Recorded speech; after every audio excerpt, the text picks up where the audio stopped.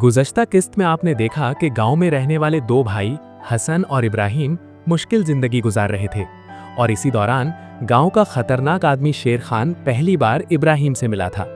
अब कहानी आगे बढ़ती है। इब्राहिम सड़क पर खड़ा था और शेर खान की बातें सुनकर हैरान था। शेर खान मुस्कुराकर बोला, मैं तुम जैसे ज़हीन लड़के को बहुत आगे ले जा सकता हूँ।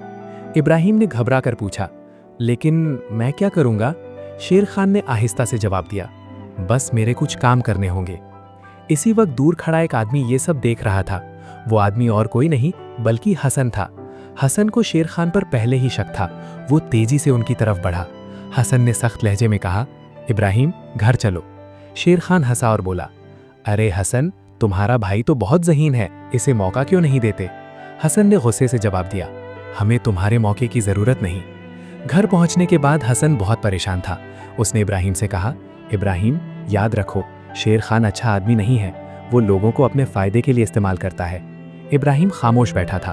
उसके दिल में दो ख्यालात लड़ रहे थे, एक तरफ भाई की नसीहत और दूसरी तरफ शेर खान के वादे। अगले दिन स्कूल में भी इब्राहिम का दिल नहीं लग रहा था। उस्ताद ने पूछा, इब्राहिम क्या बात है, आज तुम बहुत खामोश हो?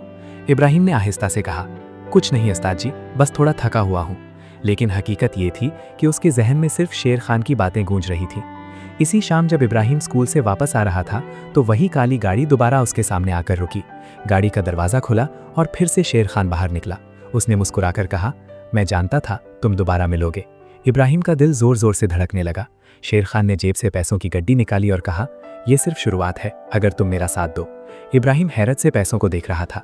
उसे अंदाज़ा नहीं था कि ये फैसला उसकी ज़िंदगी बदल सकता है और शायद उसे अपने भाई से भी दूर कर दे।